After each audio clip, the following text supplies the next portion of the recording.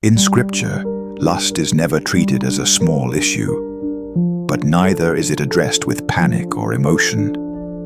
It is spoken of as a battle of the mind and the heart, a place where discipline, wisdom, and obedience must grow. Jesus taught that sin begins long before action, taking root in thought, intention, and attention. That is why the struggle feels persistent. The mind becomes the battlefield, and whatever is repeatedly allowed there eventually shapes desire and behavior. The Bible consistently teaches that self-control is not accidental. It is trained. Paul writes about disciplining the body and bringing it under control, not through fear, but through intentional restraint. Lust grows strongest where boundaries are weakest. When a person repeatedly exposes their eyes, thoughts, and time to temptation, the heart slowly becomes accustomed to it. Scripture warns that what we sow, we will eventually reap, not as punishment, but as consequence. One of the clearest biblical instructions regarding lust is found in the call to flee. Not negotiate, not reason, not test strength. Flee. This reveals an important truth.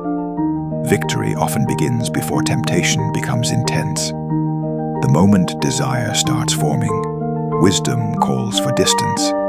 Distance from the environment, distance from the trigger, distance from what feeds imagination. The Bible does not glorify fighting temptation head-on. It emphasizes removing oneself from its reach. Another biblical principle often overlooked is the role of discipline in daily life. Scripture connects clarity of mind with sobriety, alertness, and order. Lust thrives in idleness, late hours, isolation, and unstructured time. That is why Proverbs repeatedly ties wisdom to diligence and restraint. A disciplined routine is not spiritual weakness, it is protection. When the body is tired, the mind unfocused, and the spirit neglected, temptation speaks louder. The Bible also makes clear that the heart must be trained to desire what is higher.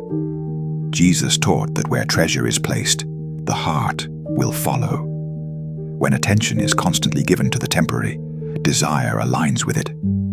But when attention is directed toward truth, purpose, and righteousness, desire slowly reshapes. This is not instant. It is formed over time. Scripture never promises immediate freedom, but it consistently promises growth through obedience. Paul speaks about renewing the mind, not suppressing it. Renewal requires replacement. Removing lustful thought without replacing it leaves the mind empty, and emptiness invites return. Scripture, prayer, and purposeful focus are not rituals, they are tools of redirection. The mind must be occupied with what strengthens it, or it will drift toward what weakens it. Finally, Scripture reminds us that mastery over desire is not achieved through emotion, but through perseverance. Growth happens through repeated obedience in ordinary moments. The Bible calls this walking by the Spirit, not reacting to feelings.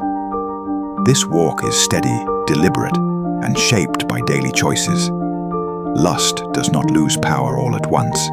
It loses power as attention, habits, and discipline change direction.